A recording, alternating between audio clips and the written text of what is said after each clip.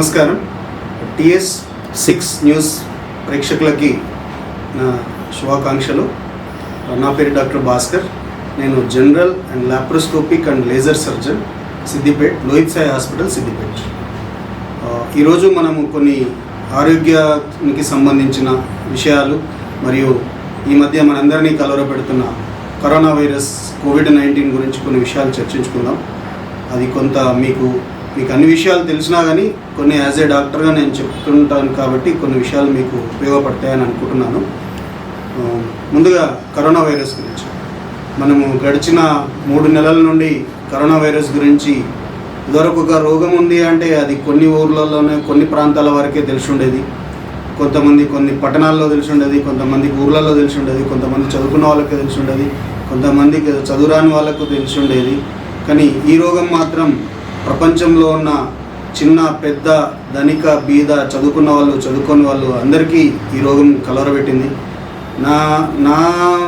నాకు తెలిసి నా వైద్య చరిత్రలో కానీ లేకపోతే మా తల్లిదండ్రులకు కానీ మన పెద్దవాళ్ళ వైద్య చరిత్రలో కానీ ఇంత భయంకరమైన రోగము కానీ ఇంతమంది ప్రజలను భయాందోళనకు గురిచేసిన రోగం కానీ ఇంతవరకు ఎవరు చూడలేదంటున్నారు. ఇప్పుడు నేను మామూలుగా కుతూహలం కొద్దీ మా సీనియర్ డాక్టర్లని లేకపోతే పెద్దవాళ్ళని తల్లిదండ్రులని తాతలను కూడా అడిగినా కానీ ఇలాంటి రోగం ఎప్పుడు చూడలేదని చెప్తున్నారు. అంటే మనము 1920లో స్పానిష్ ఫ్లూ వచ్చింది, 1820లో ఇంకేదో ఫ్లూ వచ్చింది అని చెప్తున్నారు. కానీ మన జనరేషన్లో ఈ మధ్య కాలంలో ఇంత భయంకరమైన వైరస్ చూడలేదు. సో కోవిడ్-19 అంటే కరోనా వైరస్ 2019 ఇది ఫస్ట్ డిసెంబర్లో వుహాన్ సిటీలో, చైనాలోని వుహాన్ సిటీలో స్టార్ట్ అయింది. అక్కడ కనుగొనబడింది. కోవిడ్ అంటే అది కరోనా వైరస్ డిసీజ్. అది కలిగించే లక్షణం పేరు సార్స్, అంటే సివియర్ అక్యూట్ రెస్పిరేటరీ సిండ్రోమ్. అంటే శ్వాస విభాగానికి సంబంధించి అంటే గొంతు, ట్రాకియా, ఊపిరితిత్తులకు సంబంధించిన రోగం, దానికి వచ్చే న్యూమోనియా వస్తుంది కాబట్టి దాన్ని సార్స్ కోవిడ్-2 అంటారు. అంటే severe acute respiratory syndrome corona virus 2 అన్నట్టు. దీనివల్ల మీ అందరికీ తెలుసు లక్షణాలు, ప్రతి చోట చూస్తున్నాము, రోజు టీవీలో చూస్తున్నాము, పేపర్లో చూస్తున్నాము, వాట్సాప్లో చూస్తున్నాము.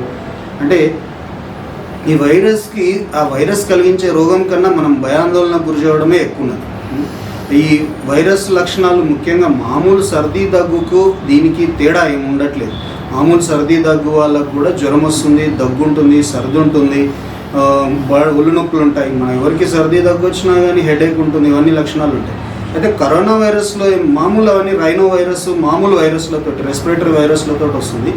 ఈ కరోనా వైరస్ కొత్తదేం కాదు, పాతదే. కానీ ఈ మధ్య ఈ కరోనా వైరస్ 2 వచ్చిన వాళ్ళకి ఇది అంటువ్యాధి అన్నట్టు, ఇన్ఫెక్షియస్ డిసీజ్. ఒకరి నుండి ఒకరికి వస్తుంది కాబట్టి దీనికి భయపడుతున్నాం. ఇప్పుడు జలుబు సర్దీ దగ్గు వస్తే అది మన వరకే వస్తుంది కానీ మిగతా వాళ్ళకి రాదు. సరే పక్కన ఎవరన్నా ఉండి వాళ్ళకు కొంచెం వచ్చే లక్షణాలు ఉన్నది. కానీ ఈ కరోనా వైరస్ ఒక్కరికి వచ్చిందంటే ఇంట్లో వాళ్ళు అందరికీ రావడము, వాడు ఎవరెవరితో తిరుగుతున్నారో వాళ్ళకి రావడము, వాళ్ళు మాట్లాడినా కానీ కనీసం 3 feet సోషల్ డిస్టెన్స్ మెయింటైన్ చేస్తున్నా కానీ వస్తుందని చెప్తున్నారు. వస్తుంది కూడా, చూస్తున్నాం మనం. సపోజ్ ఒక చిన్న బర్త్డే పార్టీకి ఒక 10 మంది అటెండ్ అయితే వాళ్ళలో ఒకరికి కరోనా వైరస్ ఉంటే 10 మందిని టెస్ట్ చేస్తే అందరికీ పాజిటివ్ వస్తుంది. మెయిన్ ప్రాబ్లం ఏంటంటే ఈ కరోనా వైరస్లో అసలు మనకు లక్షణాలు కనబడట్లేదు. డిసీజ్ లక్షణాలు వచ్చి పేషెంట్ హాస్పిటల్కి వెళ్ళి టెస్ట్ చేసి పాజిటివ్ అని తెలిసేలోపే చాలామందికి అది స్ప్రెడ్ అయిపోతుంది. ఈవెన్ ఆ పేషెంట్కి కూడా ఆ లక్షణాలు వచ్చే వరకు కూడా తెలియట్లేదు. ఎప్పుడో సర్దీ దగ్గు జ్వరం వచ్చినప్పుడు మనం ఎక్స్రే తీసినప్పుడు ఎక్స్రేలో ఫైండింగ్స్ని బట్టి ఆ తర్వాత వాళ్ళకి తెలిసేలోపే వాళ్ళు చాలామందికి స్ప్రెడ్ చేస్తున్నారు. ఆ పేషెంట్కి కూడా బాడీలో మొత్తం ఇన్ఫెక్షన్ డెవలప్ అయ్యి న్యూమోనియా డెవలప్ అయ్యి సీరియస్ కండిషన్ అవుతుంది. ఈ కరోనా వైరస్ ఇన్ఫెక్షనే, కానీ దీనివల్ల ఒక అడ్వాంటేజ్ ఉంది. మిగతా రోగాల్లాగా కరోనా వైరస్లో అంత సీరియస్గా డెత్ అయ్యే చాలా ప్రాబ్లమ్స్ తక్కువ. కొంత మన ఇండియాలో కరోనా వైరస్ లెస్ వైరులెంట్ అని అంటున్నారు. అంటే హై వైరులెంట్, లెస్ వైరులెంట్ అంటే దాని యొక్క వ్యాధి కలిగించే తీవ్రత ఆ వైరస్కి మన ఇండియాలో వచ్చింది తక్కువ. అది తక్కువ వైరస్ వలన లేకపోతే మనం పాటించే జీవన విధానాల వలన, మనకుండే సహజమైన వ్యాధి నిరోధక శక్తి వలన అనేది ఇంకా పరిశోధనలు జరుగుతున్నాయి. నాకు తెలిసి మనం పాటించే సహజమైన వ్యాధి నిరోధక శక్తి, మనం తినే ఆహారపు అలవాట్లు, మనం పాటించే జీవన విధానము, మనం బయట తిరిగే విధానము, మనకుండే సూర్యరశ్మి, మనం కష్టపడి పనిచేసే తత్వమే మనల్ని రక్షిస్తుంది అనుకుంటున్నాను. కంపేర్ టు వేరే దేశాలతో పోలిస్తే మనకు తక్కువ ఉంది. ఈ మధ్య ఒక 2 రోజుల క్రితం 50 లక్షలు దాటింది కరోనా వైరస్ అని చెప్తున్నారు. సరే, ఎంత అయినా కానీ మనకు మిగతా డిసీజులతో పోలిస్తే ఇప్పుడు మామూలుగా మన తెలంగాణ స్టేట్కి వచ్చేసరికి నిన్న 66 కేసెస్ వచ్చాయంటున్నారు. 66 కేసెస్లో ఒక 3 డెత్ అయినాయి అంటున్నారు. ఆ డెత్ అయిన వాళ్ళు కూడా రకరకాల వ్యాధులు ఉండేవి. డెత్ అయిన వాళ్ళు కరోనా వైరస్ వచ్చిన వాళ్ళకు ఏం కాదండి. అసలు కొంచెం జాగ్రత్తగా తీసుకొని మిగతా వాళ్ళకు అది స్ప్రెడ్ కాకుండా చూసుకోవడమే మన మెయిన్ ఉద్దేశం. కరోనా వైరస్ రాగానే భయపడొద్దు. కరోనా వైరస్ రాగానే, ఆ డిసీజ్ రాగానే మనం ప్యానిక్ కావద్దు, టెన్షన్ పడద్దు. కరోనా వైరస్ వచ్చింది, లక్షణాలు ఉన్నాయంటే ఎలాంటి భయపడకుండా 108 కాల్ చేస్తే గవర్నమెంట్ పూర్తి సహాయ సహకారాలు అందిస్తుంది. ఒక్కో పేషెంట్ మీద లక్షలు ఖర్చు పెట్టి వాళ్ళని మంచిగా చేయాలని చూస్తుంది, మంచిగా చేస్తుంది కూడా. మనం చేయాల్సింది, మనకు లక్షణాలు ఉన్నాయంటే వేరే వాళ్ళని కలవకపోవడం. కొంతమంది ఏం చేస్తున్నారంటే, ఈవెన్ మా దగ్గర కూడా, నా దగ్గర కడుపు నొప్పి, గ్యాస్ట్రో సిస్టమ్కి సంబంధించిన పేషెంట్లు వస్తారు. వాళ్ళు కడుపు నొప్పి వచ్చిన వాళ్ళు వస్తే ఓకే, కడుపు నొప్పి ఉండి వాళ్ళకి ఫీవర్ ఉండి దగ్గు సర్ది ఉన్నదని వాళ్ళు ఆ విషయాలు చెప్పకుండా కడుపు నొప్పి అనే వస్తున్నారు. వాళ్ళు వచ్చి మన దగ్గర తగ్గినప్పుడు ఈవెన్ డాక్టర్ నాకు ఇన్ఫెక్ట్ అవుతుంది, పక్క పేషెంట్లకు ఇన్ఫెక్ట్ అవుతుంది, మా స్టాఫ్కి ఇన్ఫెక్ట్ అవుతుంది. ఆ జాగ్రత్తలు తీసుకోవాలి. యాజ్ ఏ సిటిజన్గా, రెస్పాన్సిబుల్ పర్సన్గా మనం ఇంకొకరికి హాని కలిగించదు. మనలాంటి చిన్న ఏజ్ వాళ్ళకు వస్తే తట్టుకోగలుగుతాం, కానీ అదే పెద్దవాళ్ళకి 60 సంవత్సరాలు దాటిన వాళ్ళకి కానీ, లేకపోతే సహజంగా వ్యాధి నిరోధక శక్తి తక్కువ ఉన్న వాళ్ళకి, అంటే షుగర్ పేషెంట్స్ కానీ, లేకపోతే క్యాన్సర్ పేషెంట్లు కానీ, ఆల్రెడీ ఈ ఊపిరితిత్తుల సమస్యలు ఉన్న పేషెంట్స్కి కానీ వచ్చినప్పుడు ఈ వ్యాధి వాళ్ళు తట్టుకోలేరు. అందుకని ఎవరికి ఏ రోగం ఉందో తెలియదు కాబట్టి మనకు ఎలాంటి లక్షణాలు ఉన్నా కానీ గవర్నమెంట్ హాస్పిటల్కి స్వయంగా వెళ్ళి చేయించుకోవడము, లేకపోతే మనము ఇంటికి ఫోన్ చేసినాం వాళ్ళు మన దగ్గర కంప్లైంట్స్ పంపించడమో జరుగుతుంది. మన ప్రభుత్వం, మన రాష్ట్ర ప్రభుత్వం కానీ, కేంద్ర ప్రభుత్వం కానీ మంచి చర్యలు తీసుకుంటున్నారు. ఇండియాలో ఈ వైరస్ వస్తే, యాజ్ ఏ డాక్టర్గా నేను ఇండియాలో ఈ వైరస్ వస్తే మనం తట్టుకోగలుగుతామా, మనకున్న ఇన్ఫ్రాస్ట్రక్చర్ దీన్ని ఫేస్ చేయగలుగుతుందా అనుకున్నాం, కానీ చాలా బాగా మన ప్రభుత్వం దీన్ని హ్యాండ్లింగ్ చేస్తుంది. మనకు కరోనా వైరస్ స్ప్రెడ్ అవుతుంది, కమ్యూనిటీ స్ప్రెడ్ స్టార్ట్ అయింది అని తెలియగానే లాక్డౌన్ పాటించడం జరిగింది. లాక్డౌన్ చాలామంది, మన 95% పీపుల్ బాధ్యతగా ఉండి అన్ని పనులు వదులుకొని ఇంట్లోనే ఉండడం జరిగింది. లాక్డౌన్ వల్లనే మనం ఈరోజు కొంచెం బతికి బయటపడుతున్నాం అనిపిస్తుంది. ఇంకా కరోనా వైరస్ గురించి చెప్పాలంటే మీ అందరికీ లక్షణాలు తెలుసు. సహజంగా పొడి దగ్గు ఉంటుంది, జ్వరం ఉంటుంది, శ్వాస తీసుకోవడం ఇబ్బంది ఉంటుంది, గొంతు నొప్పి ఉంటుంది, ఒళ్ళు నొప్పులు ఉంటాయి. ముఖ్యంగా కరోనా వైరస్లో డయేరియా సింప్టమ్స్ ఉంటాయి, అంటే నీళ్ళ విరేచనాలు అవుతాయి. సో మిగతా సర్దీ దగ్గులో నీళ్ళ విరేచనాలు కావు. సర్దీ దగ్గులో దగ్గుతో పాటు తెమడ వస్తుంది, దీంట్లో పొడి దగ్గు వస్తుంది. ఆ లక్షణాలు ఉంటే వెంటనే ఎలాంటి ప్రైవేట్ హాస్పిటల్కి కూడా వెళ్ళొద్దండి. ప్రైవేట్ హాస్పిటల్కి వెళ్తే అక్కడ ఎవరు మీకు టెస్టులు చేయరు, గవర్నమెంట్ హాస్పిటల్లోనే టెస్టులు చేస్తున్నారు. అక్కడ కూడా పోగానే టెస్టులు చేయరు, మీకు ఫస్ట్ ఎక్స్రే తీస్తారు, వాళ్ళు పరీక్ష చేస్తారు, ఎక్స్రే తీసి దాంట్లో లక్షణాలు ఉన్నాయంటేనే గొంతు నుండి స్వాబ్ తీసి హైదరాబాద్ టెస్ట్ పంపిస్తారు. పంపించిన ఒక 2-3 గంటల్లోనే మనకు రిజల్ట్ వస్తుంది. దాని గురించి భయపడద్దు. ఒకవేళ పాజిటివ్ వచ్చినా మనకి ఎలాంటి అపాయం జరగదు. మన ఇంట్లోనైనా కానీ, లేకపోతే హాస్పిటల్లో కానీ మంచి ఫెసిలిటీస్ ఇచ్చి ట్రీట్మెంట్ ఇస్తారు, మంచి పోషకాహారం ఇస్తున్నారు. నా ఫ్రెండ్స్ చాలామంది గాంధీలో పనిచేస్తున్నారు, వాళ్ళని అడిగితే చెప్తారు. అసలు ఎక్కడ మనము ఇంతవరకు పేషెంట్లు తినని ఫుడ్ కానీ, మనం మామూలుగా ఇంట్లో దినసరి రోజువారీ తినని లాంటి ఫుడ్స్ ఇస్తున్నారు.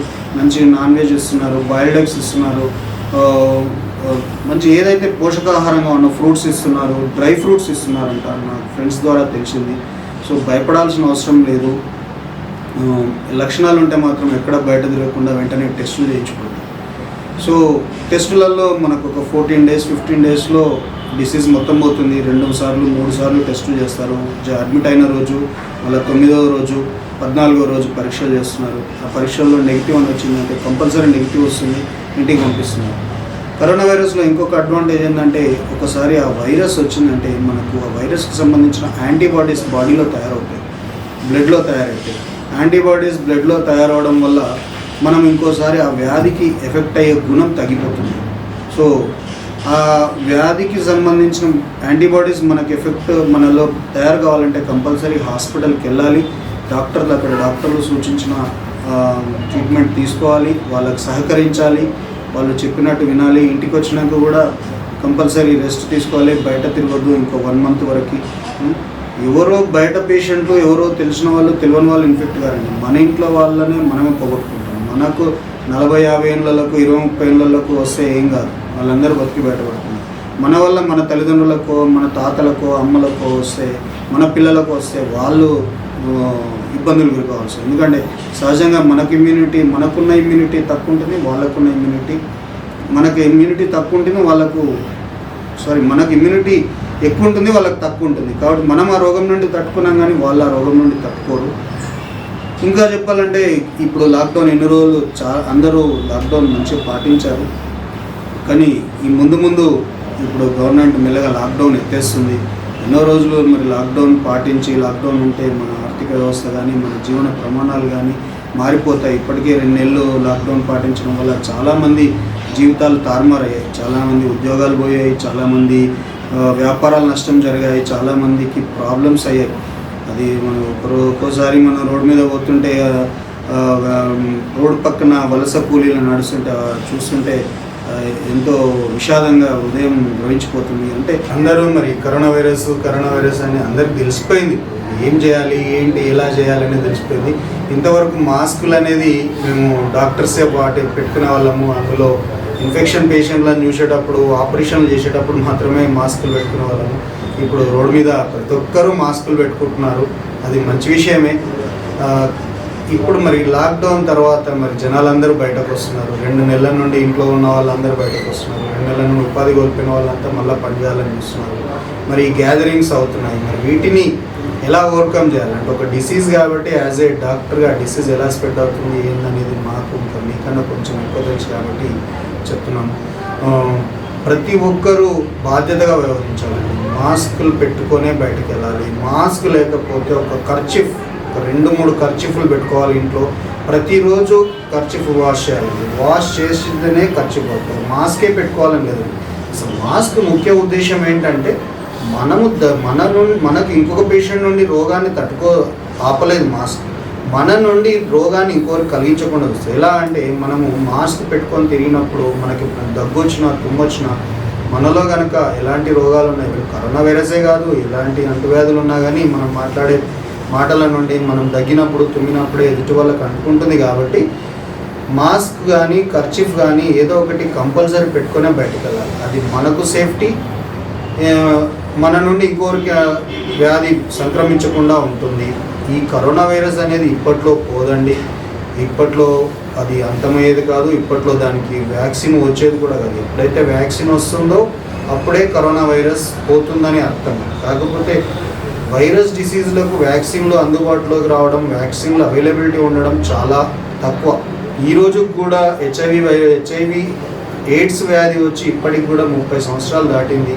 ఈరోజు కూడా ఎయిడ్స్ వ్యాధికి వ్యాక్సిన్ లేదు. అదృష్టవశాత్తు కొన్ని వైరస్లకు మాత్రమే, ఇప్పుడు స్వైన్ ఫ్లూ ఉంది, H1N1, దానికి వ్యాక్సిన్ ఉంది. కొన్ని వైరస్లకు, కొన్ని పోలియో వైరస్ ఉంది, దానికి వ్యాక్సిన్ ఉంది. కొన్ని వైరస్లకు మాత్రమే వ్యాక్సిన్ ఉంది. మామూలు ఫ్లూలకు వ్యాక్సిన్ లేదు. సర్దీ దగ్గుకి ఎలాంటి వ్యాక్సిన్ ఉంటుంది? ఎలాంటి వ్యాక్సిన్ ఉండదు. బ్యాక్టీరియాలకు వ్యాక్సిన్ ఉంటుంది కానీ వైరస్లకు వ్యాక్సిన్ అనేది ఉండదు, అది అవైలబుల్ రాదు. అది ఒకవేళ వైరస్ మార్కెట్లో అవైలబుల్ కావాలంటే మినిమం 4 to 5 years పడుతుందంట. ఒక వైరస్ బయటకు రావాలంటే దానిపైన ఎన్నో పరీక్షలు జరగాలి. మనకి వ్యాధి తెలిసి అంత 4 నెలలు 5 నెలలు అవుతుంది. డిసెంబర్లో వచ్చింది, 5 నెలలు 6 నెలలు అవుతుంది. అప్పుడే వ్యాక్సిన్ రాదండి. వ్యాక్సిన్ వచ్చేంత వరకు మనం ఖచ్చితంగా జాగ్రత్తలు తీసుకోవాలి. ఎవరి సేఫ్టీ వాళ్ళు పాటించాలి. నాకేముందిలే, నాకు రోగం లేదు కదా అని మీరు అనుకోవడానికి లేదు. ఎదుటివాడికి రోగం వచ్చినా మీకు రావచ్చు. కాబట్టి మాస్కులు పెట్టుకోకుండా బయటకు రాకూడదు. కంపల్సరీ మాస్క్ కానీ కర్చీఫ్ పెట్టుకుంటే ప్రతిరోజు ఉతకాలి. నేనే మొన్న మా హాస్పిటల్లో దాదాపు 100 మాస్కుల వరకు అది ఇచ్చాము, కర్చీఫ్ కూడా ఇచ్చాము. రెండోది సోషల్ డిస్టెన్స్ పాటించాలి. WHO వరల్డ్ హెల్త్ ఆర్గనైజేషన్ ఏం చెప్తుందంటే, కంపల్సరీగా మనిషికి మధ్య వైరస్ స్ప్రెడ్ కాకుండా ఉండాలంటే 6 feet అంటే 2 మీటర్లు ఉండాలంటే, అది మన వాళ్ళే కావచ్చు బయట వాళ్ళు కావచ్చు, ఎక్కడికి బయటకు వెళ్ళినా కంపల్సరీ 6 feet డిస్టెన్స్ ఉండాలి. ఒకప్పుడు ఒకరికి రోగం ఉంటే వాడే పోతలే, మనకేందిలే, వాడు జాగ్రత్తలు తీసుకోవట్లేదు అనుకునేవాళ్ళు. ఇప్పుడు ఎదుటివాడి జాగ్రత్తలు కూడా మనం తీసుకోవాల్సి వస్తుంది. ఎదుటివాడి రోగాన్ని కూడా మనం కేర్ చేయాల్సిన అవసరం వస్తుంది. వాడికి రోగం వస్తే మనకేంది అనుకోవడానికి లేదు. వాడికి రోగం వస్తే వాడి రోగం మనకు అంటుకుంటుంది. కంపల్సరీ వాడిని జాగ్రత్తలు తీసుకోవడానికి ప్రయత్నం చేయాల్సిందే.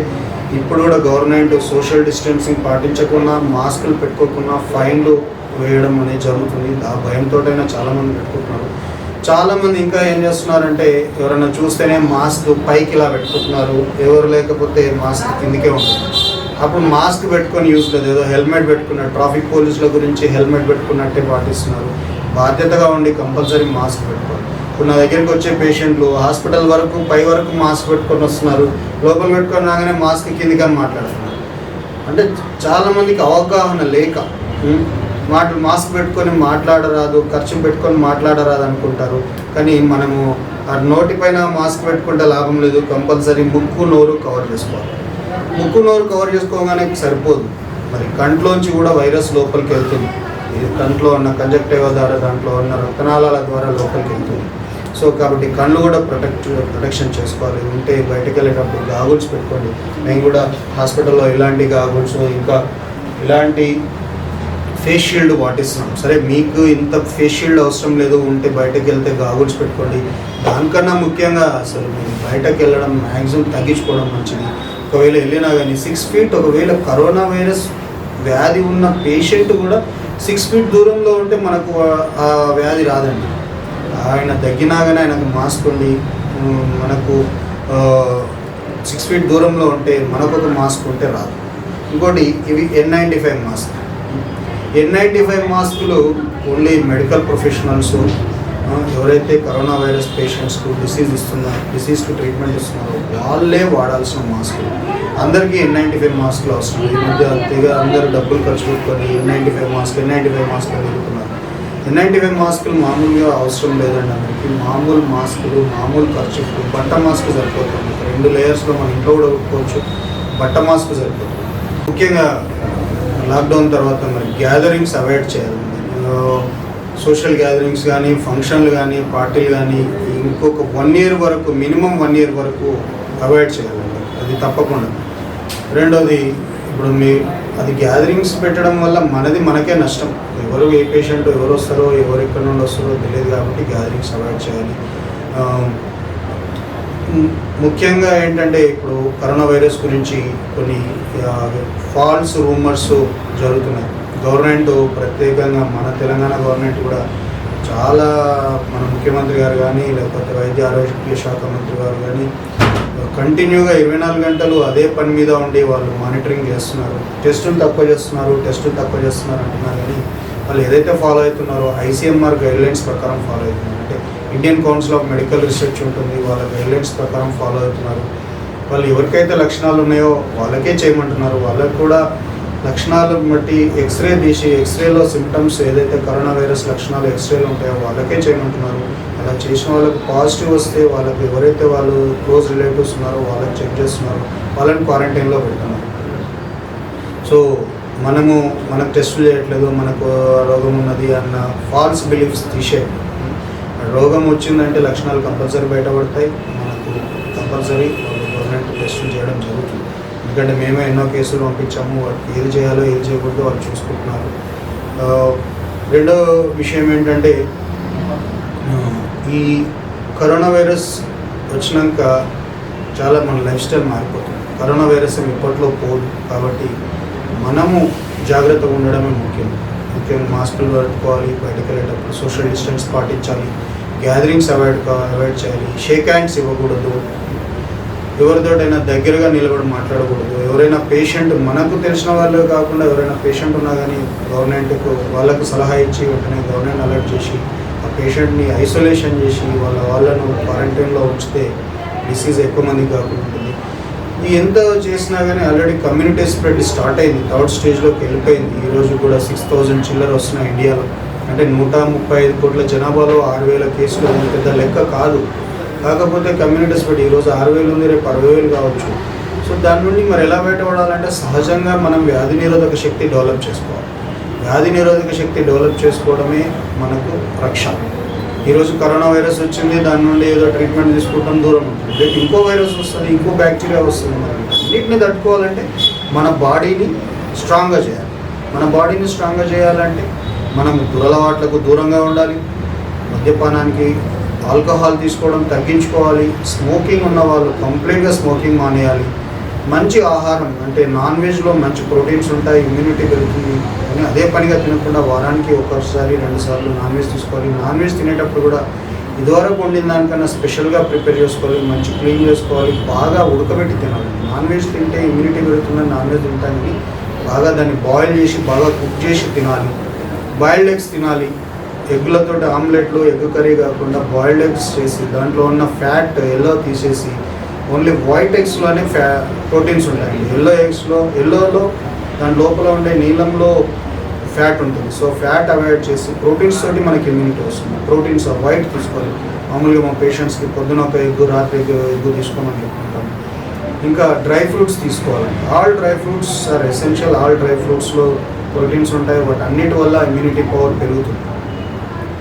రెండోది, సహజ సిద్ధంగా విటమిన్ సి వల్ల మనకు వ్యాధి నిరోధక శక్తి పెరుగుతుంది. విటమిన్ సి అంటే మాత్రలు కొనుక్కొని వేసుకోవడం కన్నా మనకు సహజంగా దొరికే vitamin C ascorbic acid citrus ఫ్రూట్స్లో కానీ, నిమ్మకాయల్లో కానీ, బత్తాయిలో కానీ, నారింజలో కానీ ఉంటాయి. కాబట్టి ఎక్కువ సిట్రస్ ఫ్రూట్స్ తీసుకోవాలి. పెరుగులో ఉంటుంది విటమిన్స్. ఇంకా పాలల్లో డైలీ అసలు మనకు ఒక చెడు అలవాటు ఉంది. రోజు కాఫీ తాగడము, టీ తాగడం చేస్తుంటాము. వాటికన్నా అందరూ పాలు తాగడం, సహజంగా దొరికే పాలు తాగడం వల్ల మంచి ఇమ్యూనిటీ పెరుగుతుంది. ప్రతి సీజన్లో వచ్చే ఫ్రూట్స్ తీసుకోవాలి. ఏ ఫ్రూట్స్ తీసుకున్నా కానీ మనకు ఇమ్యూనిటీ వస్తుంది. సో ఇప్పుడు ఈ సమ్మర్లో మ్యాంగోస్ వస్తాయి. సహజంగా రెగ్యులర్ ఆల్ సీజన్స్లో అరటి పండ్లు ఉంటాయి. ఎనీ ఫ్రూట్స్ కానీ లేకపోతే ఆరెంజ్ కానీ ఏ సీజన్లో లాస్ట్కి సీతాఫల ఫలాలు కూడా ఇమ్యూనిటీ వస్తుంది. మనము అసలు డైలీ మన ఇండియన్ సాంప్రదాయం ప్రకారం కానీ వెస్ట్రన్ సాంప్రదాయం ప్రకారం ప్రతి మీల్స్లో ఫ్రూట్స్ ఉండాలి. ఇంకా మొలకలెత్తిన విత్తనాలు ఉండాలి. ఈరోజు కూడా మనం పెళ్ళిళ్ళలో చూస్తే వాళ్ళు తెలిసి పెడతారో తెలియక పెడతారో కానీ తినే ముందు ప్లేట్ తీసుకునేటప్పుడు అక్కడ మొలకలెత్తిన విత్తనాలు అవి స్పౌట్స్ పెడతారు. తర్వాత తిన్నాక ఫ్రూట్స్ ఇస్తారు. అది అంటే నాకు పెళ్ళికి వెళ్ళినప్పుడల్లా అనిపిస్తుంది, అంటే వీళ్ళు తెలిసి పెడుతున్నారా లేకపోతే వీళ్ళకి నాలెడ్జ్ ఉండి పెడుతున్నారా లేకపోతే అందరు పెడుతున్నారా అని. కానీ అది మంచి పద్ధతి. ఫస్ట్ విత్తనాలు స్పౌట్స్ అవి తినడం మంచిది. తిన్నాక ఫ్రూట్స్ తినడం కూడా మంచిది. చాలామంది ఫ్రూట్స్ వదిలేసి ఐస్ క్రీమ్ తింటారు. కానీ కంపల్సరీ మనం తినే ఆహారంలో మొలకలెత్తిన విత్తనాలు ఉండాలి, దాంట్లో ప్రోటీన్స్ ఉంటాయి, ఫ్రూట్స్ ఉండాలి, దాంట్లో విటమిన్స్ ఉంటాయి. ఇవే మనకు వ్యాధి నిరోధక శక్తిని కలిగిస్తాయి. ముఖ్యంగా ఆల్కహాల్, స్మోకింగ్ కంపల్సరీ స్టాప్ చేయాలి. ఆల్కహాల్ అనేది వ్యాధి నిరోధక శక్తిని తగ్గిస్తుంది. స్మోకింగ్ అనేది మన లంగ్స్ని డ్యామేజ్ చేస్తుంది. అది లంగ్స్ డ్యామేజ్ అయ్యే వాళ్ళకు కరోనా వైరస్ ఎక్కువ ఎఫెక్ట్ అయ్యే అవకాశాలు ఉంటాయి. మనము శారీరకంగా, మానసికంగా దృఢంగా అయినప్పుడు మాత్రమే మనము ఈ కరోనా వైరస్ కానీ ఇంకో వైరస్ కానీ ఇంకో బ్యాక్టీరియా కానీ లేకపోతే రకరకాల దీర్ఘకాలిక రోగాలను కానీ తట్టుకోవడానికి వీలుంటుంది. వీటన్నిటితో పాటు ఎర్లీ మార్నింగ్ సూర్యరశ్మి అంటే ఎర్లీ మార్నింగ్ సన్ రైజ్ అయినప్పుడు ఆ సూర్యకిరణాలు ఒక 1/2 అవర్ ఉంటాయి. ఆ సూర్యకిరణాలు యూవీ రేస్ మన మీద పడితే మన లోపల బాడీ చర్మంలో ఉండే సహజ సిద్ధమైన విటమిన్ డి ఉత్పత్తి అవుతుంది. విటమిన్ డి అనేది ఉత్పత్తి అయినప్పుడే విటమిన్ B12 అబ్జర్వ్ అవుతుంది. అవి వచ్చినప్పుడే మనకు వ్యాధి నిరోధక శక్తి పడుతుంది. సహజంగా దొరికే విటమిన్ డిను వదిలేసి మనం విటమిన్ డి మాత్రలు షాప్లో కొనుక్కొని మింగుతుంటాం. అది కూడా డాక్టర్స్ అడ్వైజ్ చేసినాక. సో ప్రతి ఒక్కరూ చాలామంది చిన్నపిల్లలకు చెప్తుంటాం, పుట్టిన పిల్లలను వాళ్ళ బట్టలు మొత్తం తీసేసి ఎర్లీ మార్నింగ్ ఎండలో కూర్చోబెట్టడం, అది చాలా ముఖ్యం. సో ప్రతి ఒక్కరూ నాకు తెలిసి ఇంట్లో కొద్దిసేపు ఒక 1/2 అవర్ అయినా పని వదిలేసి ఎర్లీ మార్నింగ్ ఎండకు దావపైకో లేకపోతే ఇంటి ముందు ఒక 1/2 అవర్ రన్నింగ్, ఒక వాకింగ్ లాంటిది లేకపోతే జాగింగ్ లాంటిది చేస్తే ఎక్సర్సైజ్ వస్తుంది. మనకు సహజ సిద్ధంగా దొరికే విటమిన్ డి ఉత్పత్తి. తర్వాత ఎండ లావండి. ఎర్లీ మార్నింగ్ సూర్యరశ్మి ఎప్పుడైతే సూర్యుడు ఉదయిస్తాడో అప్పుడు ఒక 1/2 అవర్ ఎండలో ఉంటే మొత్తం బాడీ అంతా ప్యాక్ చేసుకొని ఫుల్ షర్ట్ వేసుకొని క్యాప్ పెట్టుకొని పోతే కూడా లాభం లేదు. మన మీద ఎండ పడాలి. అప్పుడే మనకు సహజ సిద్ధమైన విటమిన్ వస్తుంది. దానివల్ల మనకు వ్యాధి నిరోధక శక్తి పెరుగుతుంది. ఇది చాలా ముఖ్యమైన విషయము. కంపల్సరీ అందరూ పాటిస్తే ఇలాంటి రోగాలు ఇప్పుడు కరోనానే కాకుండా ఇంకేదైనా రోగం వచ్చినా కానీ మనం తట్టుకునే శక్తి ఉంది. ఇప్పుడు మనం కొన్ని సీజనల్ వ్యాధుల గురించి మాట్లాడుకున్నాము. ముఖ్యంగా ఇప్పుడు ఈ జరుగుతున్న సమ్మర్ కానీ సమ్మర్ తర్వాత వచ్చే రెయినీ సీజన్లో కానీ ఏమేమి వ్యాధులు వస్తాయి, ఎలాంటి జాగ్రత్తలు తీసుకోవాలనేది చెప్తాను. మెయిన్గా ఇప్పుడు ఇంకా సమ్మర్ అయిపోలేదు, ఇంకొక 15 రోజులు, ఇంకో 20 రోజుల వరకు, ఇంకో 2-3 వారాల వరకు సమ్మర్ ఉంటుంది.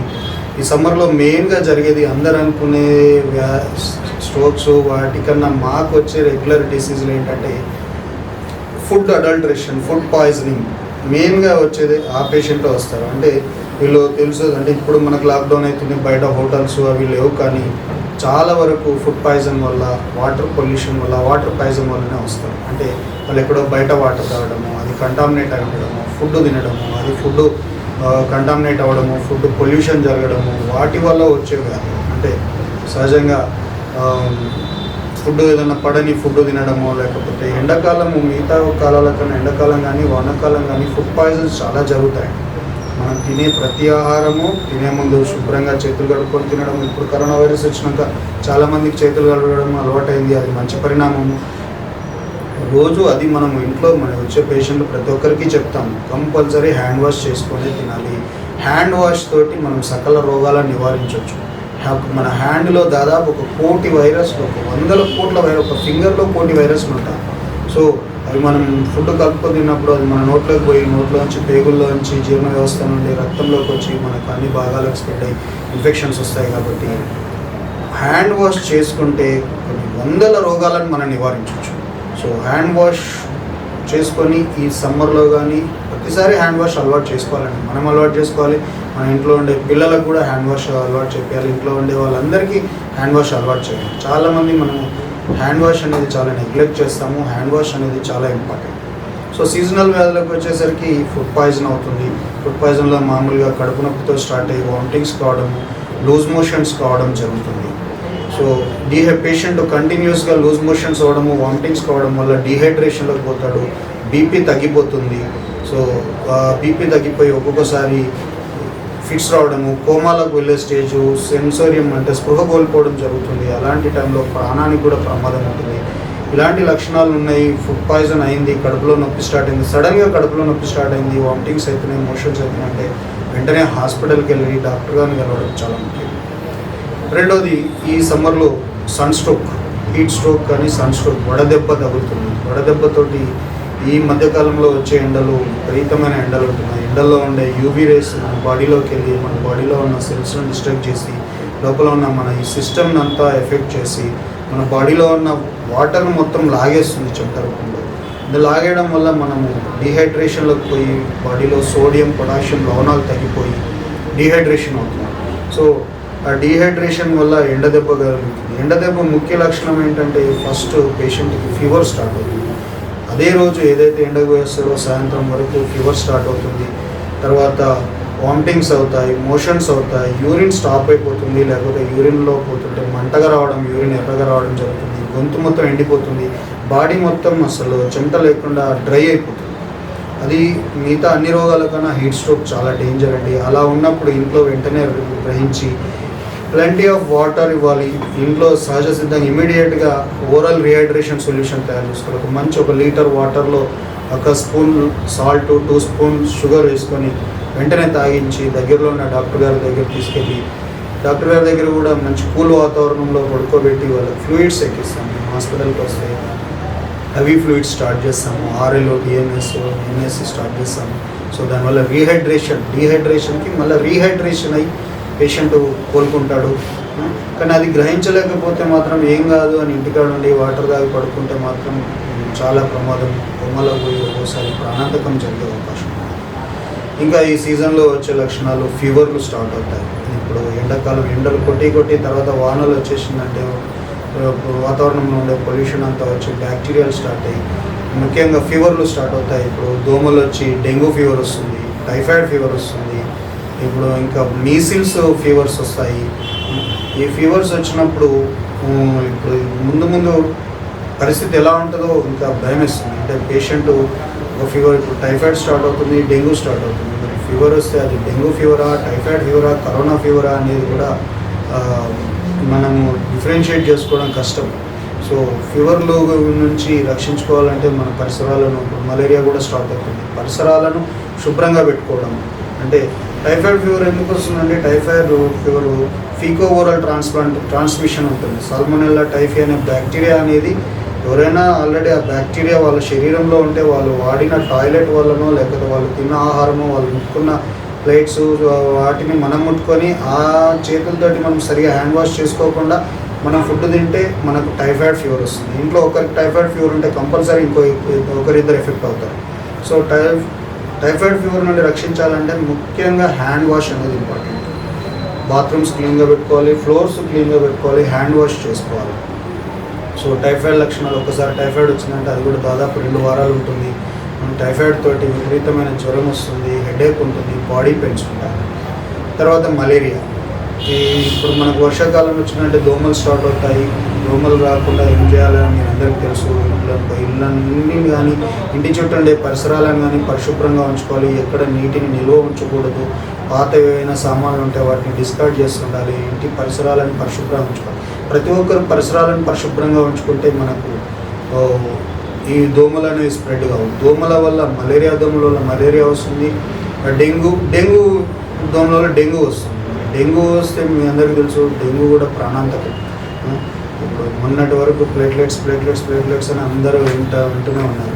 సో డెంగ్యూ జ్వరం కూడా దోమల వల్లనే వస్తుంది. కాబట్టి మన పరిసరాలను శుభ్రంగా ఉంచుకోవడము, దోమలు మన దగ్గర రాకుండా చూసుకోవడము, పరిసరాలు శుభ్రంగా ఉంచుకుంటే దోమలు మన దగ్గరికి రాకుండా ఉంటుంది.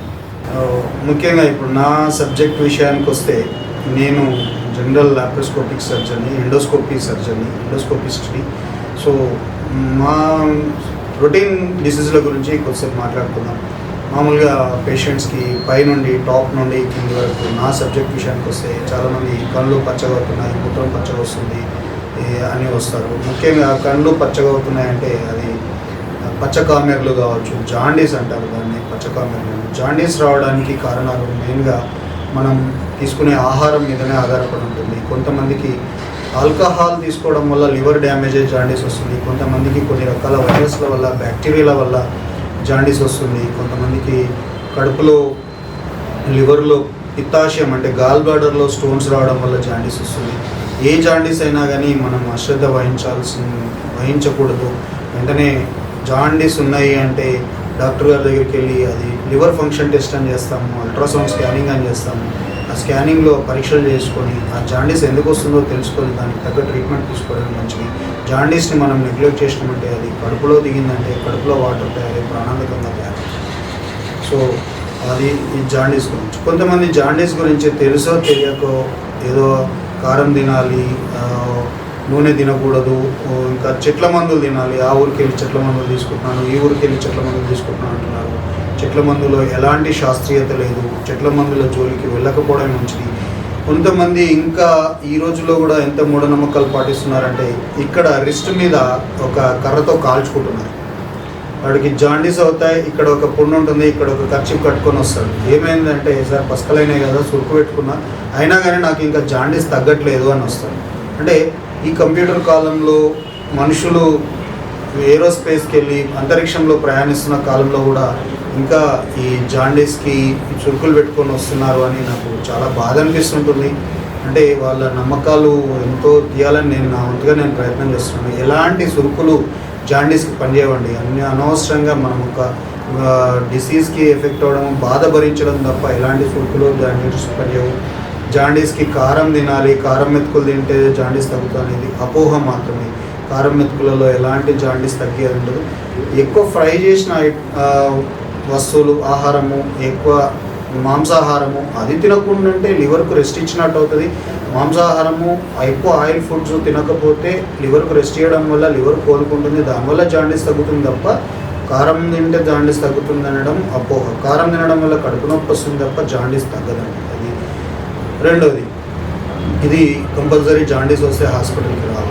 ఇంకా నా దగ్గరికి వచ్చే రెగ్యులర్ డిసీజ్లు కడుపు నొప్పి అని వస్తారండి. కడుపు నొప్పి అనేది రకరకాలుగా ఉంటుంది. కడుపులో మనకు 9 భాగాలు ఉంటాయి. Upper abdomen, middle abdomen, lower abdomen అని. మళ్ళీ ఈ 3 భాగాల్లో కూడా రైట్ టు లెఫ్ట్ ఉంటుంది. రైట్ సైడ్ మామూలుగా ఇక్కడ వస్తే ఇది లివర్కి సంబంధించిన ప్రాంతము. ఇప్పుడు ఇక్కడ మీకు నా ఫోటో చూస్తే మీకు అర్థమవుతుంది. మన కడుపు అనేది మనం నోటి నుండి ఇలా ఆహారం తీసుకుంటాము, నోట్లోంచి నమిలి ఇక్కడ ఈ ఈసోఫాగస్ అంటారు, అంటే ఆహార వాహిక. ఈ ఈసోఫాగస్ అనేది ఇందులోంచి ఆహారం వచ్చి ఇది స్టమక్, జీర్ణాశయం. స్టమక్ అంటే కడుపు మొత్తం కాదండి, కడుపు మొత్తాన్ని అబ్డామిన్ అంటారు. కడుపులో ఉండే భాగాన్ని, ఒక అవయవాన్ని స్టమక్ అంటారు. ఈ స్టమక్ని తెలుగులో మనం జీర్ణాశయం అంటాం. ఈ జీర్ణాశయం తర్వాత చిన్న పేగు స్టార్ట్ అవుతుంది. చిన్న పేగు 3 భాగాలుగా ఉంటుంది. తర్వాత పెద్ద పేగు స్టార్ట్ అవుతుంది. పెద్ద పేగు ద్వారా ఇలా బయటకు వస్తుంది. ఇక్కడ రైట్ సైడ్ ఉండుకం ఉంటుంది, అంటే అపెండిక్స్ ఉంటుంది.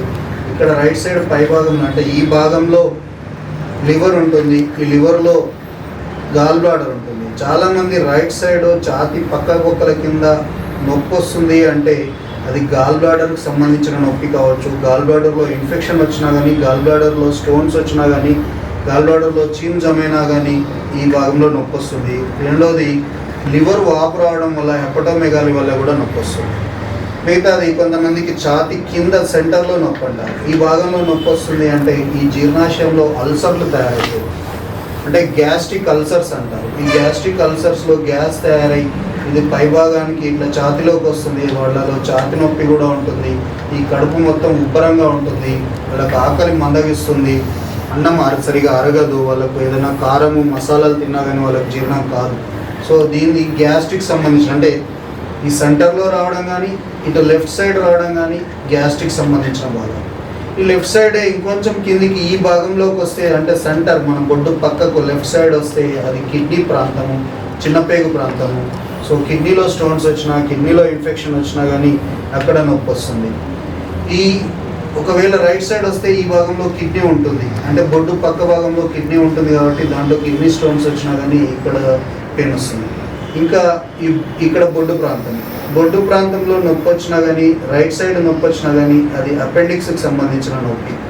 లెఫ్ట్ సైడ్ నొప్పి వస్తే పెద్ద పేగులో ఏదైనా మలబద్ధకం సంబంధించినా కానీ, మోషన్ సరిగా లేకపోయినా కానీ పెద్ద పేగులో నొప్పి వస్తుంది.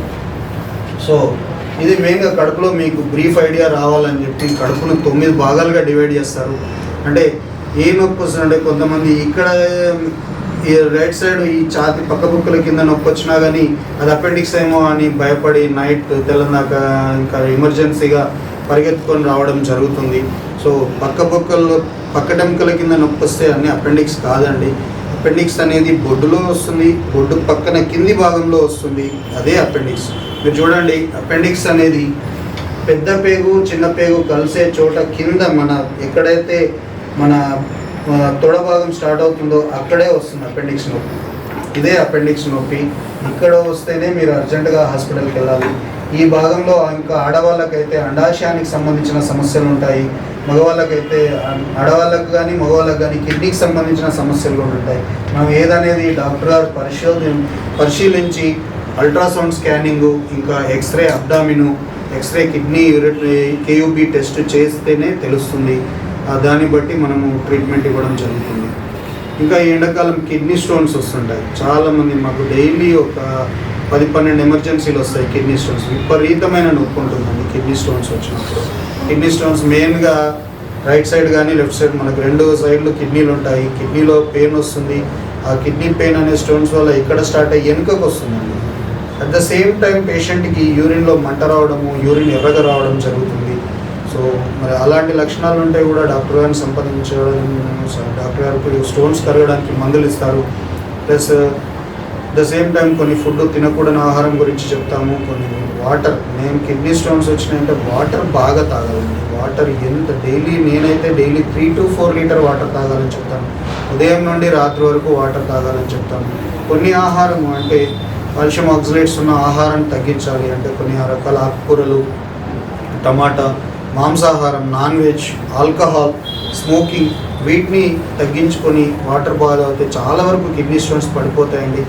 6 నుండి 7 మిల్లీమీటర్ల లోపు ఉన్న స్టోన్స్ చాలా వరకు పడిపోతాయి. వాటికి ఆపరేషన్లు అవసరం లేదు. 7 మిల్లీమీటర్లు దాటిన తర్వాతనే మేము మామూలుగా ఆపరేషన్లు అడ్వైజ్ చేస్తాము. అవి కూడా కొన్ని రోజులు మందులు వాడుకొని అయినా తగ్గకపోతేనే ఆపరేషన్లు అడ్వైజ్ చేస్తాము. రెండోది ఇది కిడ్నీ స్టోన్స్ గురించి. ఈ అపెండిక్స్ వచ్చిందంటే అపెండిక్స్ కూడా అందరికీ ఆపరేషన్ అవసరం పడదండి. పేషెంట్ సిమ్టమాటిక్గా ఉండి కుడి సైడ్ నొప్పి వచ్చి స్కానింగ్లో అపెండిక్స్ అని వచ్చినా కానీ మేము ఆపరేషన్లు చేయము. అపెండిక్స్కి సర్జికల్ రూల్ ప్రకారం కొన్ని రకాల లక్షణాలు ఉంటేనే ఆపరేషన్ చేస్తాము. కుడి సైడ్ విపరీతమైన నొప్పి రావడము, ఇట్లా అవుతే టెండర్నెస్, నెక్ బర్నీస్ టెండర్నెస్ అంటారు. టెండర్నెస్ ఉంటేనే ప్లస్ వాళ్ళకి రక్త పరీక్ష చేస్తాము. రక్త పరీక్షలో తెల్ల రక్త కణాలు ఎక్కువ పెరిగితేనే, తెల్ల రక్త కణాలు నార్మల్గా 4 నుండి 11,000 ఉంటాయి. 11,000 కన్నా ఎక్కువ పెరిగితేనే వాళ్ళకు కుడి సైడ్ నొప్పితో పాటు తెల్ల రక్త కణాలు పెరగడంతో పాటు వామిటింగ్స్, ఫీవరు ఇలాంటి లక్షణాలు ఉంటేనే ఆపరేషన్ చేస్తాం. లేకపోతే చాలా వరకు మందులతోటే తగ్గుతుంది అపెండిక్స్ వచ్చిన ప్రతి వాళ్ళకు ఆపరేషన్ అవసరం లేదండి. స్టోన్స్ కూడా 6 నుండి 7 మిల్లీమీటర్ల సైజు ఉన్న వాళ్ళకి స్టోన్స్ తగ్గిపోతాయి. ఇక సెంటర్లో విషయానికి వస్తే కొంతమంది చాలామంది తెలుసో తెలియకో ఈ గుండె నొప్పి, అసిడిటీ మధ్యలో వాళ్ళు డైలమా ఉంటుంది. కొంతమంది అతి జాగ్రత్తతోటి, అతి భయంతో ఛాతిలో మంట రాగానే డాక్టర్ గారు నాకు ఛాతి నొప్పి వచ్చింది, హార్ట్ అటాక్ అని భయం వేస్తుందండి అని చెప్పి నైట్లు రావడమో లేకపోతే ఇమీడియట్గా పరిగెత్తుకొని రావడం జరుగుతుంది. కొంతమంది నిజంగా ఛాతి నొప్పి ఉన్నా కానీ ఏది నాకు అసిడిటీ అండి ఎప్పుడు వస్తూనే ఉంటుందని అశ్రద్ధ చేయడం జరుగుతుంది. అతి జాగ్రత్త మంచిది కాదు, అశ్రద్ధ మంచిది కాదు. మీకు కొన్ని విషయాలు ఏది ఏది గుండె నొప్పి, ఏది అసిడిటీ నొప్పి అంటే గ్యాస్ట్రిక్స్ సంబంధించిన నొప్పి అనేది చెప్తాను.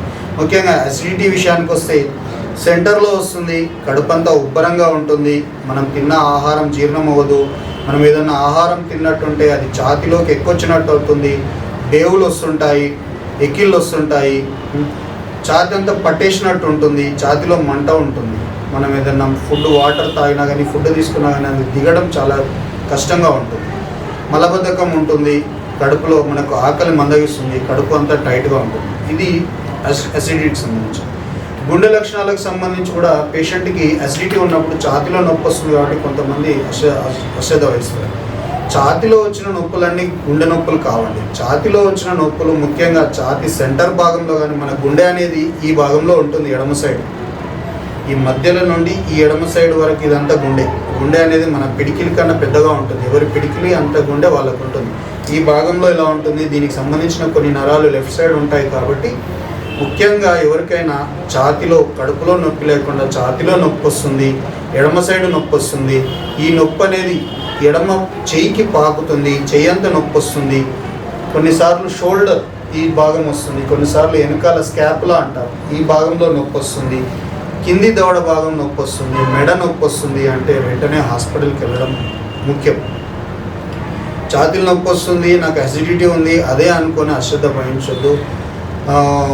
కొన్నిసార్లు నిర్లక్ష్యం వహించడం కన్నా అతి జాగ్రత్త తీసుకోవడంలో డిసీజ్లకు తప్పులేదు. 100 మంది ఛాతీ నొప్పి ఉన్న వాళ్ళకి ఈసీజీ తీస్తే అందులో ఒక్కరికే హార్ట్ అటాక్ అని తెలుస్తుంది. సో ఆ ఒక్కరు కూడా మిస్ కావద్దు. కాబట్టి కంపల్సరీ ఇంట్లో ఏదో అసిడిటీలే, ఛాతీలో మంటలేస్తుంది, అదేదో గ్యాస్ట్రిక్ ప్రాబ్లం కావచ్చు అని ఏదో ఇంట్లో సోడా తాగడము, ఈనో తాగడం చాలామంది చేస్తుంటారు.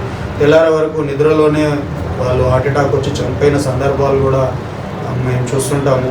సో ఛాతీ నొప్పి వచ్చింది అంటే దగ్గరలో ఉన్న హాస్పిటల్కి వెళ్ళి ఒకసారి ఈసీజీ తీసుకోవడము, ఇంకా ఈసీజీలో కూడా తెలియకపోతే ఇమీడియట్గా ఛాతీ నొప్పి వస్తుందంటే ట్రాప్-T అని, ట్రాపోనిన్ ఐ అని టెస్టులు చేస్తాము, రక్త పరీక్షలు చేస్తాము. అవి సింపుల్గా ఒక 10 నిమిషాల్లో అయిపోతాయి.